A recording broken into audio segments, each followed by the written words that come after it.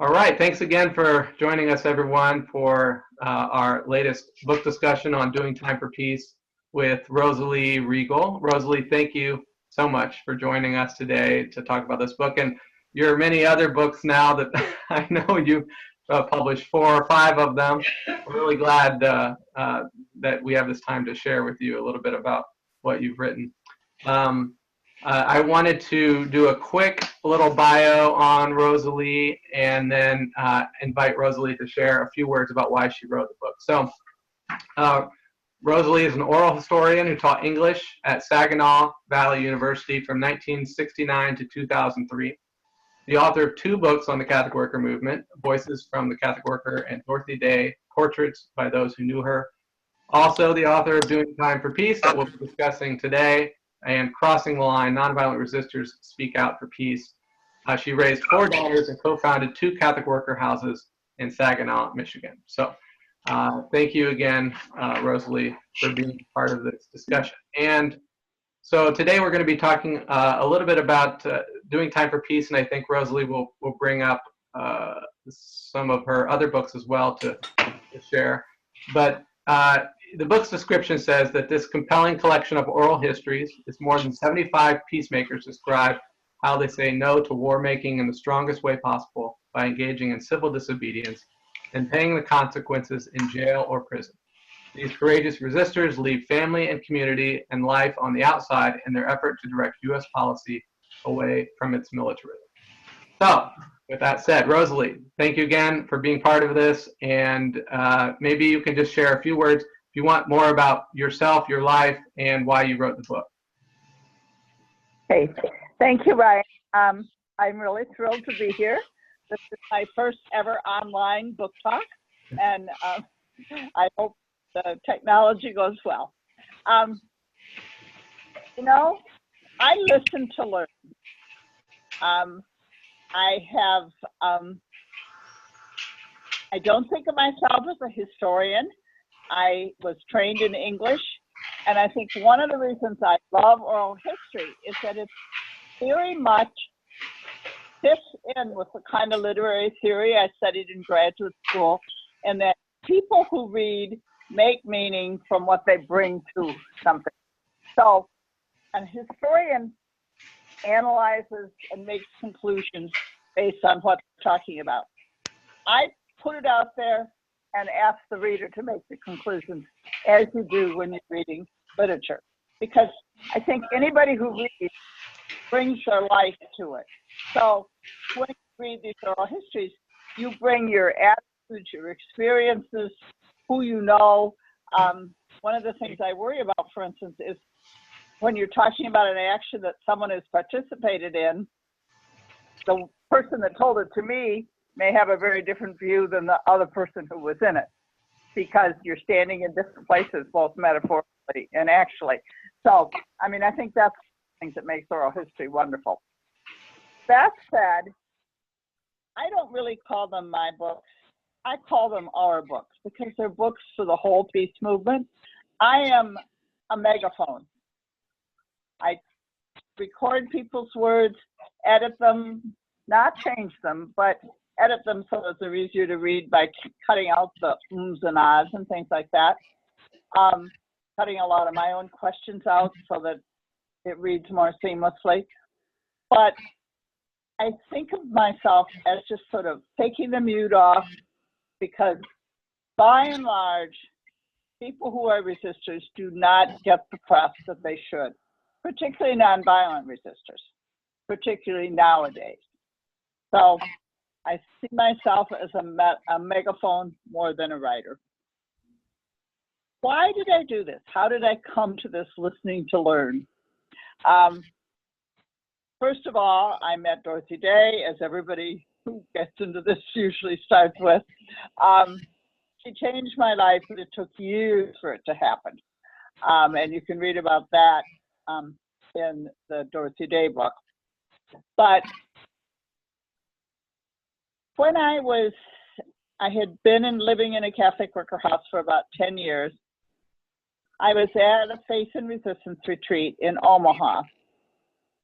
And I found myself crossing the line, which I had done several times before. I had engaged in civil disobedience, kind of what Dan Bergen calls yogurt bus. You know, you get arrested, you don't do much time, you just, maybe you'll go to trial, but you don't really go to jail. Go down easy, why he calls them yogurt bus. Anyway, so I crossed the line at Offutt Air Force Base with 7 other Catholic workers. Well, all of a sudden we weren't in a yogurt bus. We were facing 6 months and had to go to trial.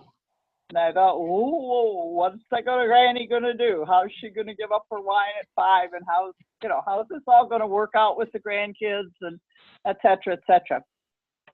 Well, as it turned out, we just got a scolding. The judge told me I should know better at my age, which I thought was a little condescending, to say the least. Anyway, but I thought, well, I better find out what this whole thing is about. What's it like for a white, middle-class, educated person to go to prison? I had a feeling it was different than it is for the black men that are killed every day on the street. It sure is. It's a lot different. It's a lot easier.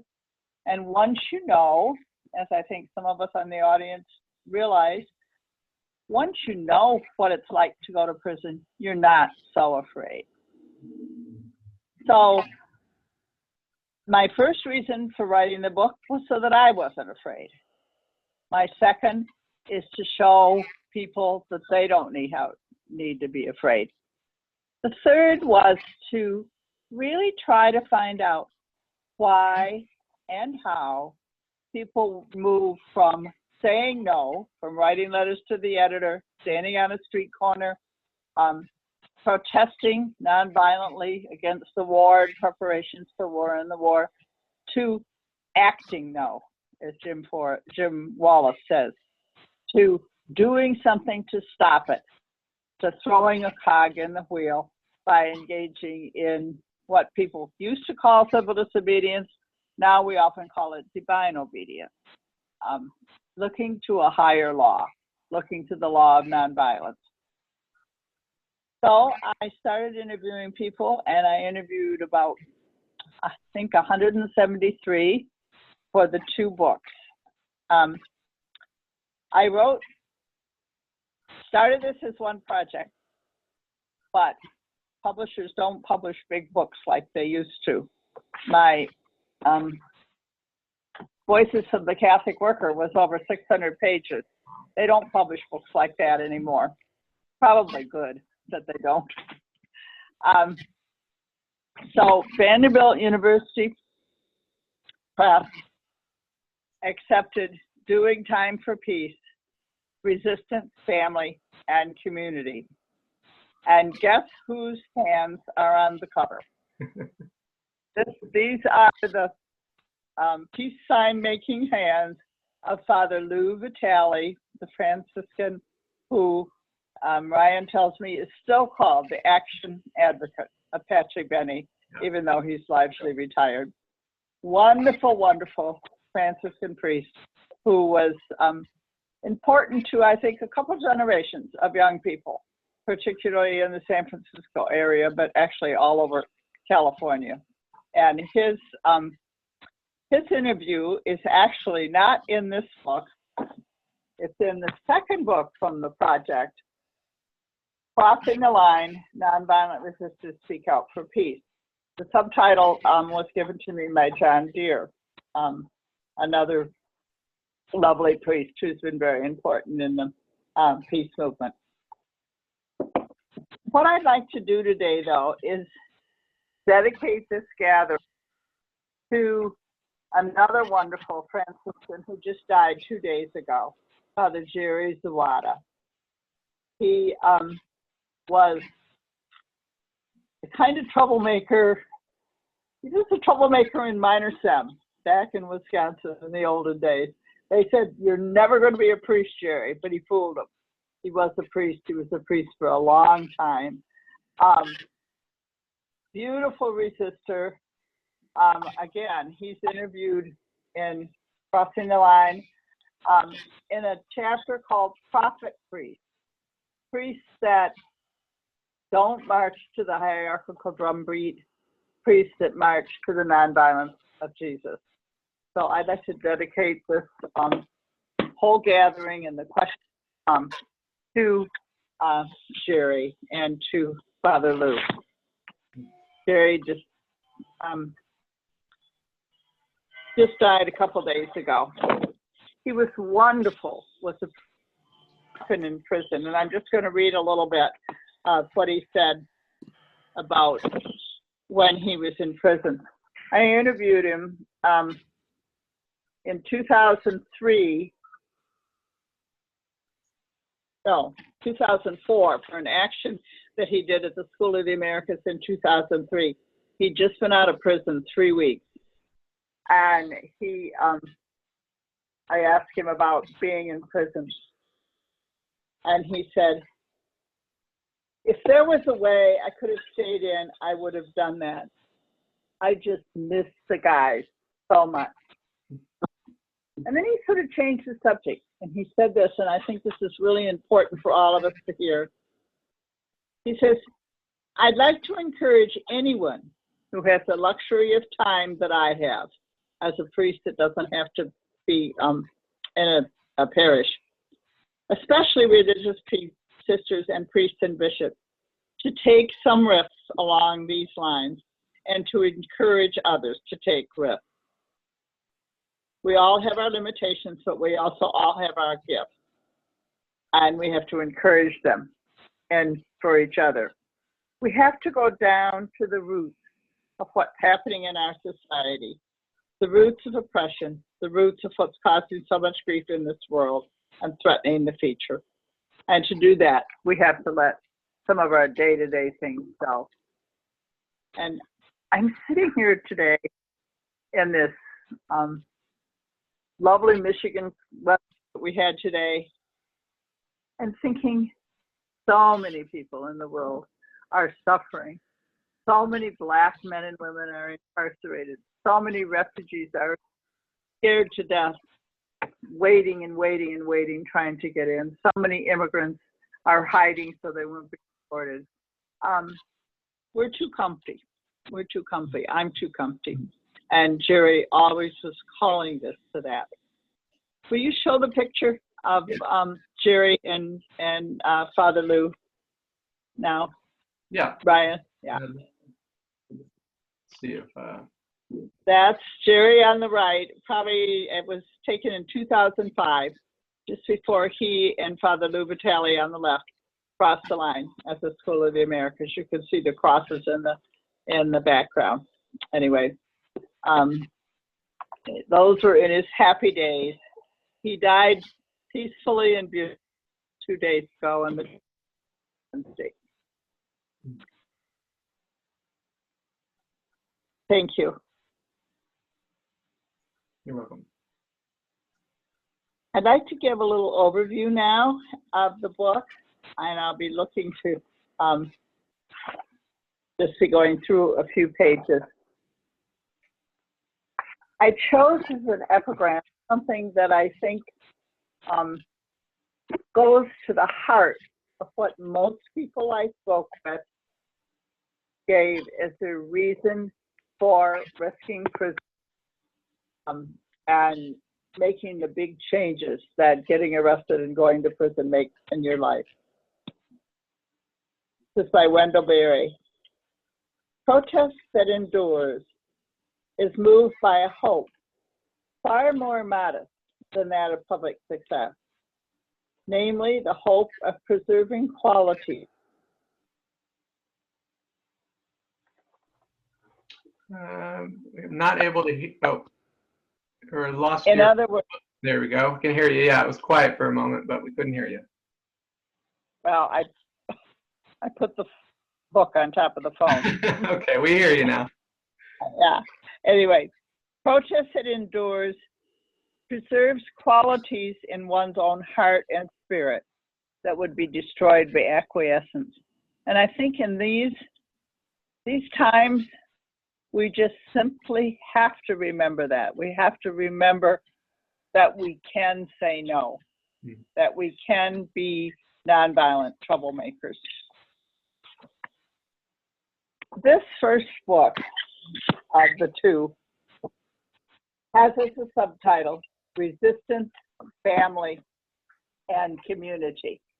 And those are words that I tried to bring out in the arrangement of the book. Dan McCannon, who's professor of theology at Harvard, gave a really nice introduction that puts civil disobedience sort of in the Christian history from Paul on up. And so that starts it after my coming to the project, which I told you about. And then I have a section that I kind of wish I hadn't titled it, that I call it Precursors to the Plowshares Movement. But in it, I spoke of the Vietnam actions. And those are the actions that brought me, and I think probably many of you, us in the audience, to the idea of civil disobedience as a way to make change. That brought me anyway, from holding a candle in a vigil to engaging in more risky actions. I remember when I saw the pictures of the Milwaukee 14 and thought, oh, it's not just people in the East Coast, it's people in the Midwest where I've lived all my life that can do these things too. So I interviewed several people from the Milwaukee 14, including Mike and Nettie Cullen. And it was the Cullens that was so hard on, the action was so hard on them. They had so many small children, and Mike and Nettie were deported to Ireland after he served his time. I'm going to read a little bit of Annette's interview because it shows so clearly that when you're engaged in civil disobedience, it's not just the person who does the nonviolent action, it's the whole family who does the action. Or as Barb Cass says, the whole family does the time. Annette said that the night Michael asked me to marry him, he was talking about his dreams. And I've been thinking she thought she was going to marry a little Wisconsin farmer, and instead she's marrying this crazy Irishman. So she said, I said yes to him. It was a big yes to the challenge, a yes to the whole thing. So I asked him, well, when you said that yes, did you think he was going to go to prison? And she said, well, no. Anyway, so they opened the Catholic Worker House, and all of a sudden, they're expecting their child, and he had wanted to be part of an earlier action, and she asked him to please wait until our child was born, and so he said, okay, he would. So after the baby was 2 weeks old, she gave him the yes, and he did the Milwaukee 14 action. I remember when it happened, September 24th, 1968, the phone call, and this was the code, the hot dogs are burning. And these 14 men are standing around burning all these draft files in a square in Milwaukee and facing a lot of time in prison. Because a lot of Catholic workers and other boys were burning their draft cards, and priests and people that were older said, well, we need to join in this by burning the actual draft file. So this was property destruction. This is the first time that the ultra resistance, as it came to be known, did property destruction, and a lot of people were upset. I asked Tom Lewis, who was a participant in one of the early, the Catonsville 9 and the Baltimore 4 action, why, what people said about it. I said, you know, a lot of people think it's not violent, it's not nonviolent to destroy property. And Tom just very simply said, well, there's a big difference between property and people. And I said, well, a lot of people don't think so. A lot of people think it's violence to destroy property. And he pointed out, well, because they worship property. The plowshares people talk about gods of metal that we make, how we worship the bombs, but we also worship all our gods. We worship our gods of consumerism. So when people break a window, that's considered violence because windows are property. Draft files are property. Nuclear weapons are property. Missile silos are property. And a lot of people have trouble with that kind of destruction. So Mike and Nettie were deported after he served his time for the action, deported to Ireland. Dorothy Day came to the plane with them. She didn't want them to go. It was a very emotional time for Dorothy because she just loved Michael. But they went, and Nettie told me that she almost didn't go with him. She was a Wisconsin farm girl, and she thought, oh, he'll just go over there and he'll be going off on this big, another track over in Ireland. And then she said,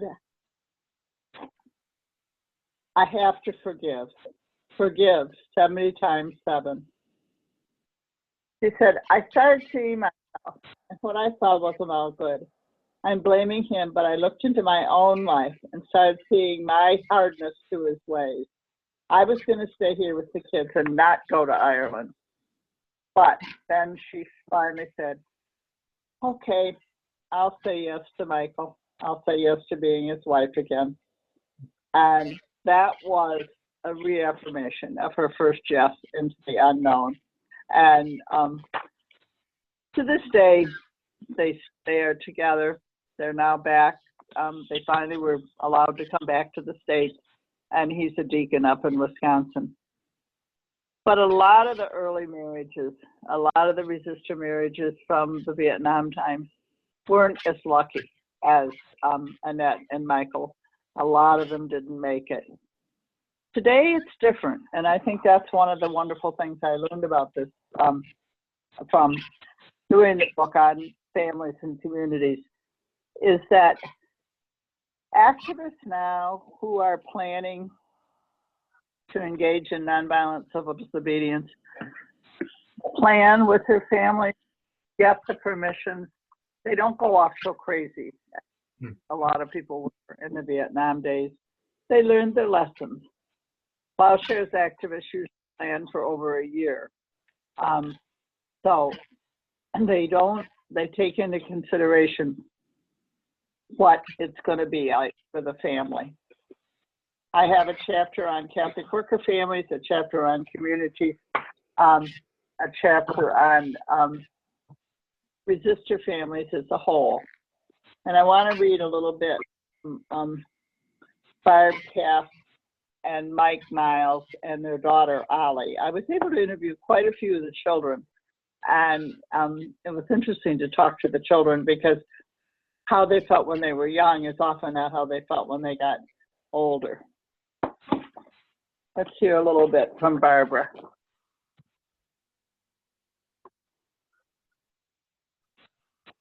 They've been a resistor family for years. They lived in at Jonah House.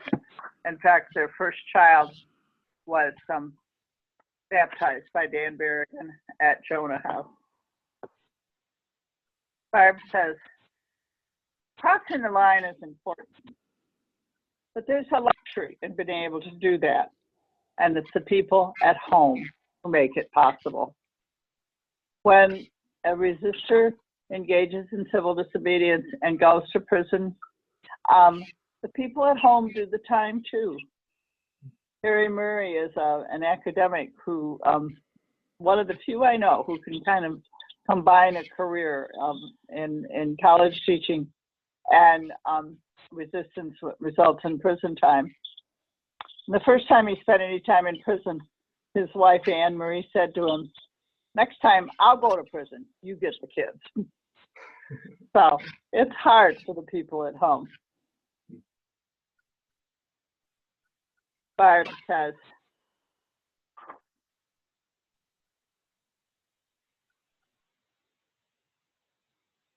people in the community do look at you and try to figure out what resistance means. So if you have relationships with them, they can't write you off quite so quickly. But that's work, talking to them, talking to the larger community, trying to be the voice of the resistor who's in prison and sometimes anyway, having a kind of a good time at it. A lot of the stories in this book actually are kind of fun stories about prison times. And I've been wondering, and I'm hoping we can talk about this at the discussion, it's not as fun these days. Prison has changed since the 80s.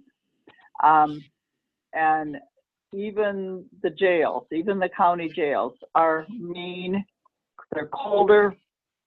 The guards are, I think, more oppressed in a lot of ways. The guards themselves have, pretty crummy working conditions. Many of them are working 2 jobs to make ends meet, particularly in rural prisons. And you don't have as many cute stories about prison as you did from the Vietnam times. In Second World War, sometimes they get fakes, and there were some great prison stories, but you don't have very many good prison stories today. And I think that's something that people need to think about. Well, maybe we can see if there's some questions if you'd like, or did you want to share anything else at the moment? Oh, let's have some questions. Okay. So for those who have their video or on your computer, I think you can click on the raise hand button if you. Okay, I got mine on. Can you hear me? Yeah, Larry, great. Yeah. Well, let me say first, I bought your book today, the first one. I bought it. Don't curse at me, but I bought it at Amazon online, the Kindle version. So I'm looking forward to reading it. My mother, who died at the age of 91 about 5 or 6 years ago, went to jail twice in Michigan for crossing the line. So I haven't quite matched her up yet, but it's still on my bucket list. I'm actually a let me see if I can see you back there. There. I am actually a war tax resistor. And when you talk to people about war tax resistance, the first thing they want to know is about going to jail. And it's always very disappointing to me to say, well, war tax resistors don't get to go to jail very often. In fact, they hardly ever go to jail. So I always wonder, and I have a little bit of experience with Catholic workers, but not very much.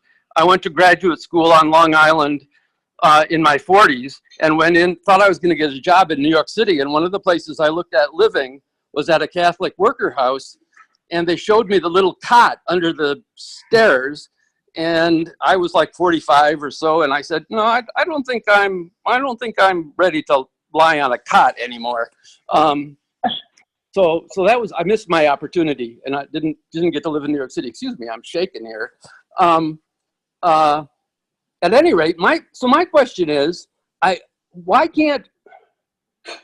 aren't Catholic workers war tax resistors? They're not afraid about going to jail. Yeah. And I guess it's because they don't have any money, right? No money. Yeah. I think actually most Catholic workers are war tax resistors. By the way, I have a chapter on war tax resistance and crossing the line because it's the most pure kind of resistance.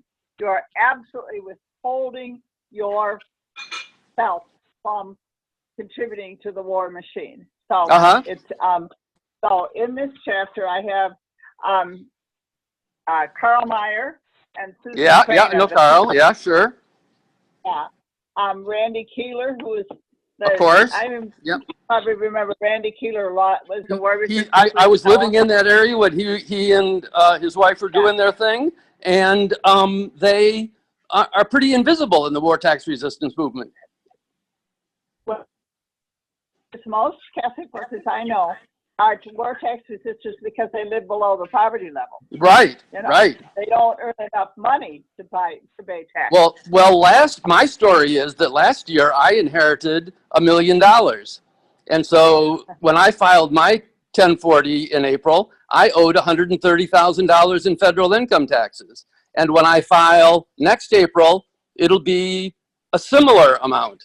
So, you know, I think I'm going to go past Julia Butterfly Hill in the biggest war tax resistor in history. But, you know, so far all they're doing is sending me letters, which is pretty disappointing. Thank you, Larry. Let's Rosalie, if you have anything else to respond, otherwise we'll see if others have questions. Is that okay, Larry?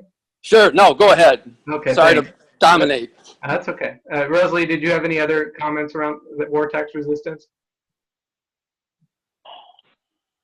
The National War Tax Resistance Coordinating Committee is a wonderful resource.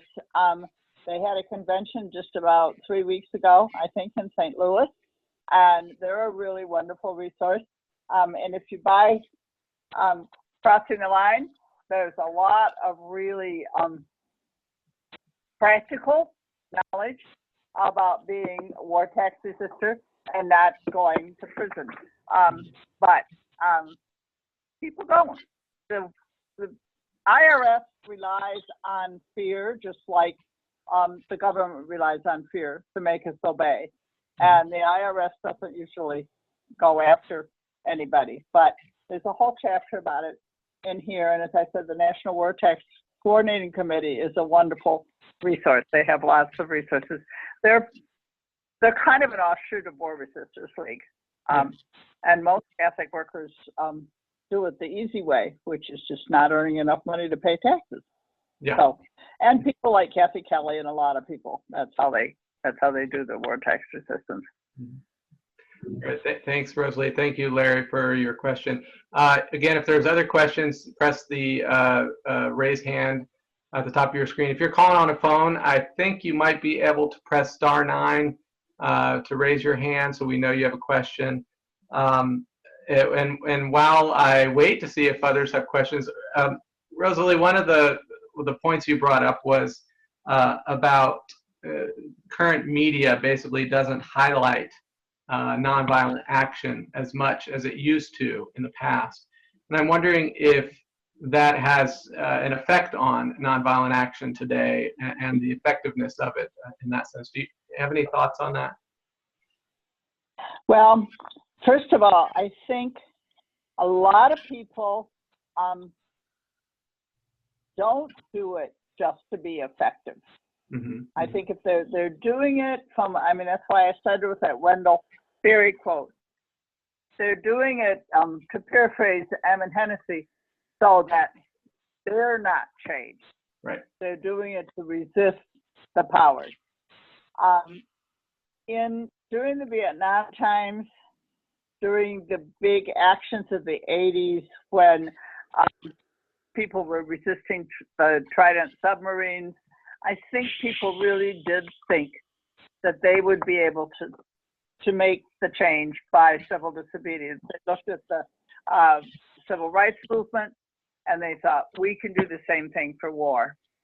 I think Plowshares activists sometimes feel that way when they're doing the big symbolic property destruction of a Plowshares action. But I don't think the primary motivation is effectiveness, because it isn't effective. It hasn't made the change. Our world just keeps getting worse and worse. So the primary motivation that I found anyway by talking to these 170 people was because they go for a higher power. They're called to listen to the nonviolent Jesus instead of to listen to the politicians. So it's really a different kind of thinking. Now, why there isn't more of it now, I think The times are changing. Some of it is the internet, some of it is the media.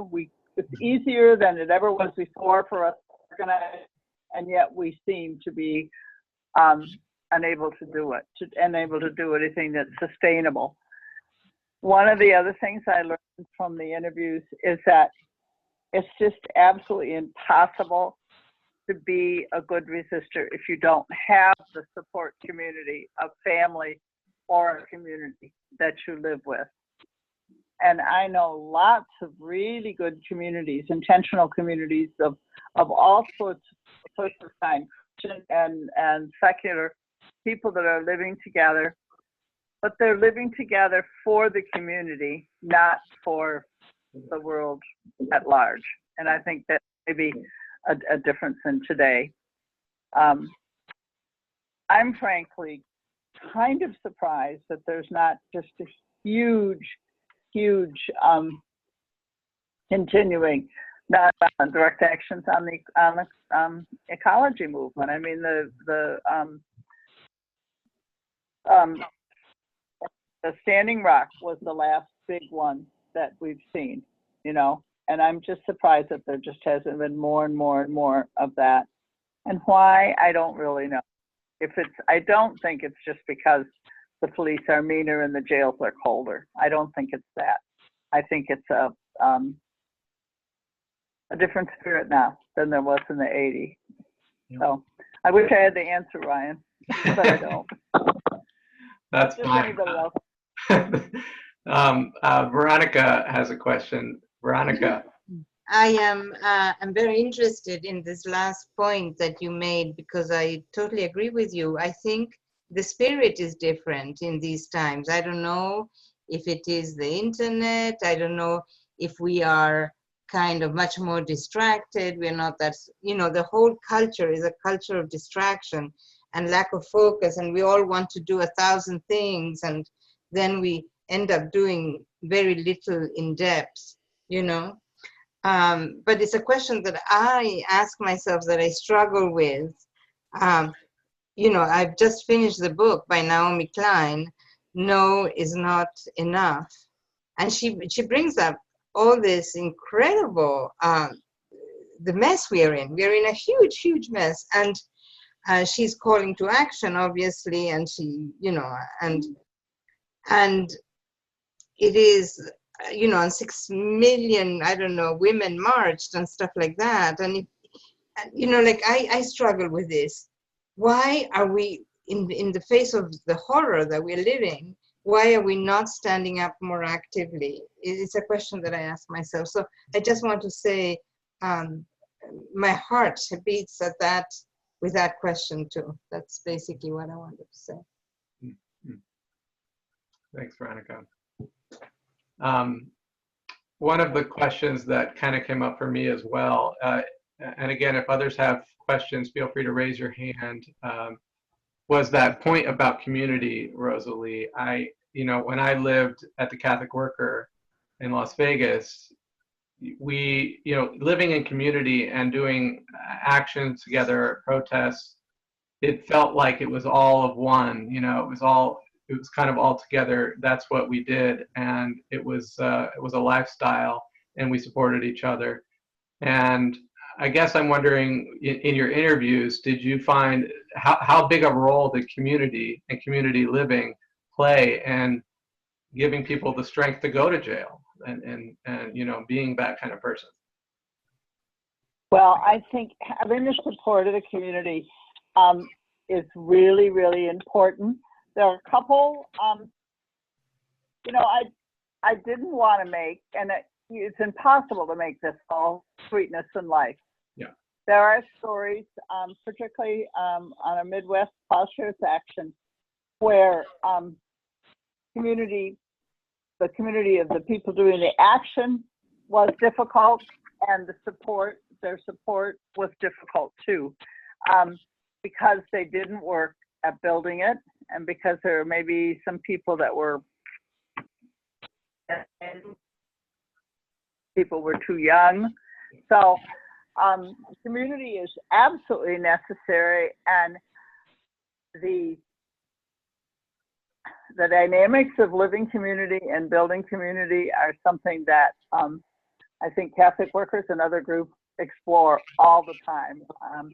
I'm really active in Sukasa in Chicago now, and I think sometimes Sukasa has trouble with community because of the building itself, because it's too big, so people kind of get lost.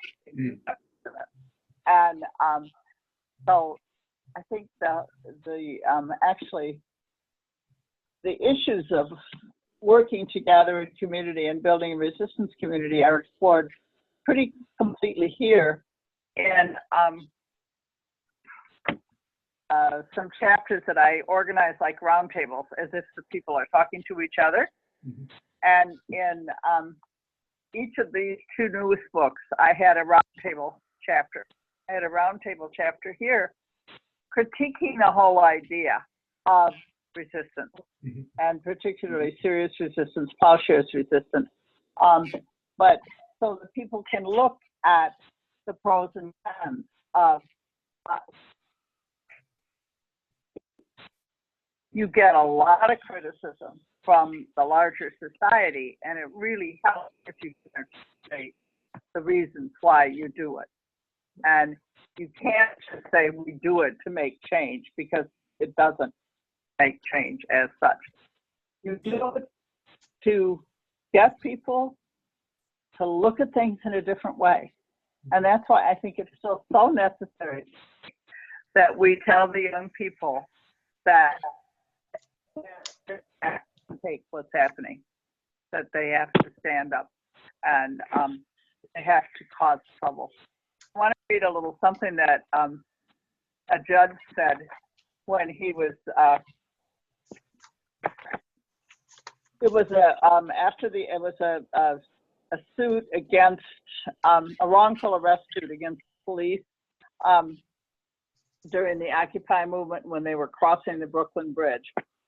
And Judge Rakoff wrote, "What a huge debt this nation owes to its troublemakers. From Thomas Paine to Martin Luther King Jr., they focus on problems we would rather downplay or ignore." And I think that's one of the main reasons for continuing to do civil disobedience that results in arrest and jail, to continue to take these risks.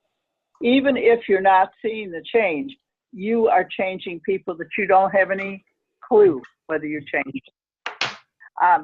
Anyway, so he talks about, he said, prudence and respect for the constitutional rights to free speech and free association dictate that the legal system cut all nonviolent protesters a fair amount of slack.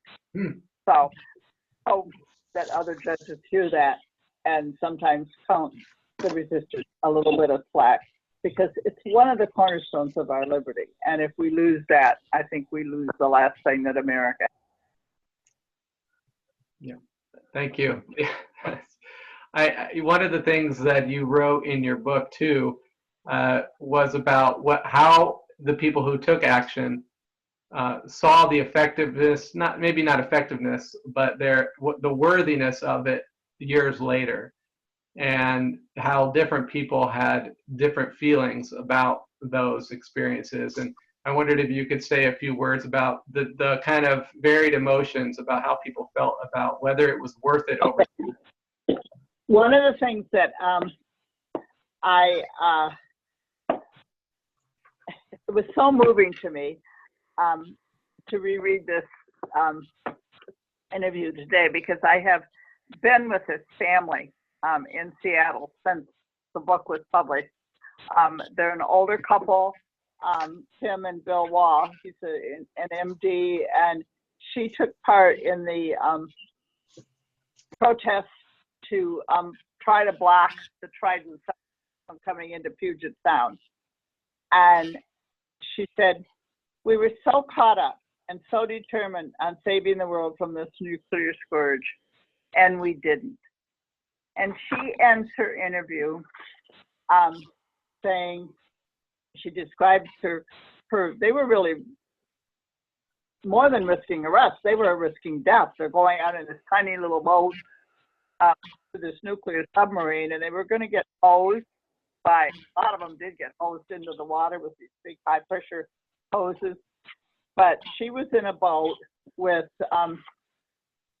a woman who had been Mother of the Year, Ruth Nelson. So the Coast Guard comes up with their hoses, and they're going to hose these women into the Puget Sound. And this Mother of the Year looks at this guy with a hose, and she just said, "Not in my America, young man." And she looks him right in the eye, and the guy didn't hose him. So they just got arrested. They did not get put in the water. And at the end of the day, after they were released on bond and everything, Kim said to this nun that she got arrested with, she said, weren't we worried about going to jail? And the nun said, because we thought we'd die in the water. I mean, these people were taking some huge physical risks, and they didn't die in the water, but a lot of them got really, really hurt. Anyway, at the end of her interview, she said, "I don't know what to do." She still has a faith group, a peace groups. She said, at some level, that she's risking a lot of time in jail, and she has been to jail quite a few times. At some level, I could have lost everything. But now I don't know what to do next. For 13 years, I knew what I was supposed to be doing. I don't know now. So her interview ended on a kind of a tragic note, because she believed so much in what she was doing, and she saw that it didn't work. But most everybody I've interviewed has said what we did was good. I'm not sorry I did it. It made me strong, and they don't worry. They didn't, in the interviews, they didn't worry about the future. You know, it would be really neat, I think, if someone could go back to some of these people, the ones that are still alive, and say, you know, how do you feel now when you don't see any following in your That'd be a great thing. Is that answering your question at all? Yes, thank you. Thank you.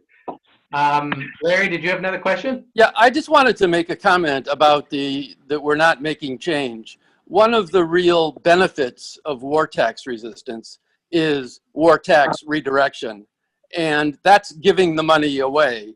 And by next April, I will have donated probably over $200,000 to good causes, meeting human needs all around the world.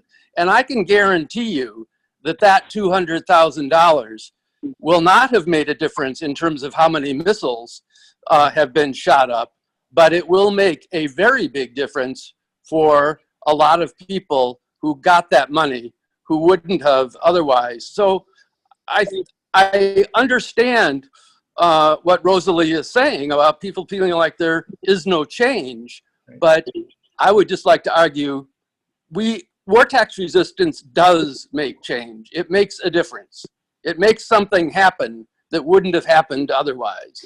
Going to jail is not one of those things, but making the world different for lots of different organizations and people does happen.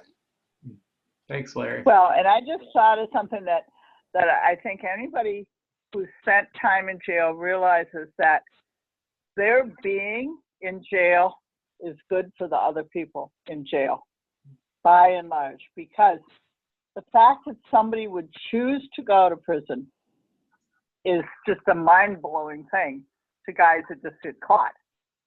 And the fact that people like Jerry Zawada, Kathy Kelly, people who are able to, my friend Renee, who's went to jail in LA when she was an intern at the LA Catholic Worker. She's just such a lovely, warm person that just working, you know, just being in a prison cell with other women prisoners is just really good for them because of the kind of giving person she is. So I think, you know, when you look at what Larry said about what the tax resistance money does, you never know what the results of your actions are going to be. I'm going to read a little bit what Kathy Kelly said. She says, you know, well, I'm not sure the planet's going to survive. She says, I'm not at all sure. But she says we can still try to live differently and encourage others to live differently. And this, I think, is something that really people who do risk prison learn, to not be trapped by the system, to not say there isn't anything I can do. The system itself is a huge prison, but we can learn not to obey. We can learn to resist in all sorts of ways. And I think that in itself is going to make the little kind of changes Margaret Mead, Dorothy loved this, talk about the water that trickles down over the rocks and by little wears down the rock. You can't always tell the results of your actions. And many, now I gave Kim was kind of despairing at the end of her interview, but many of the people weren't. And I chose for the last interview a quotation by, or an interview by Grace Paley. And she's an old woman. She had started protesting during the Vietnam War and still protesting when I interviewed her in 2000. Beautiful, beautiful writer. She said, we're the ones that have to go to jail. Black people shouldn't go to jail because they get hurt more. We have to be doing it for them. We have to be putting our bodies on the line instead. And she said, that's why we have to do it. Then she paused and she said, I'll tell you one hope I have. The time before this latest Iraq war is the first time in history that every nation in this new world is supposed to beginning a war. A lot of times people are trying to stop a war, but more people tried to stop a war from preventing than ever did before. So I was telling this story at a Washington, D.C. gathering, and a lawyer company said, yeah, but they didn't, it still started, even though more people in the whole, everybody in the world stood up against that war in the Western world. It still started.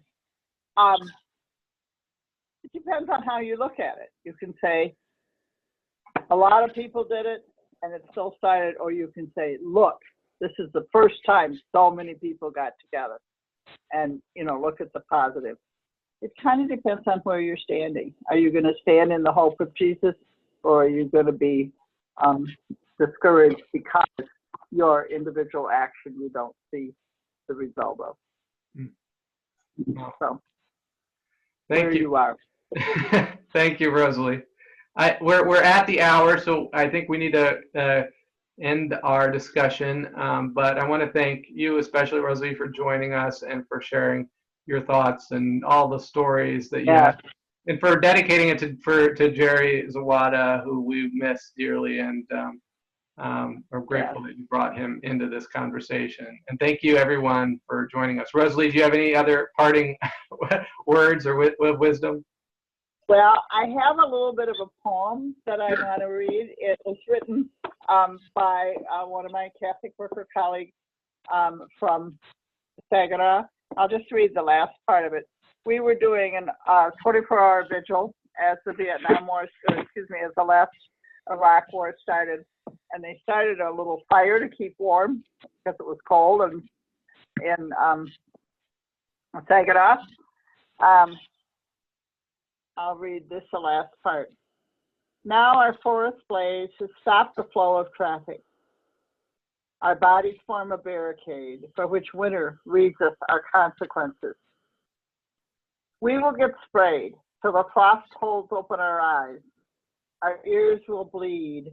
Our lips will seal shut. We may lose fingers. But if we all stand close enough and cover the hope with our hands, if our smiles become mirrors and our eyes become torches, if we wipe our each other's cheeks and tie our sweaters together, then we can refuse to march this winter. I think it will be that community. It will be tying our sweaters together that will make all the difference in the end. Wonderful. Thank you, Rosalie. Thank you, everyone, for joining us. We really appreciate it. Have a great evening. Okay. Bye. Yeah, and thank you, everybody, and thank you particularly, Larry, for sharing about the tax resistance. I think it was very important. Thank you. Good night.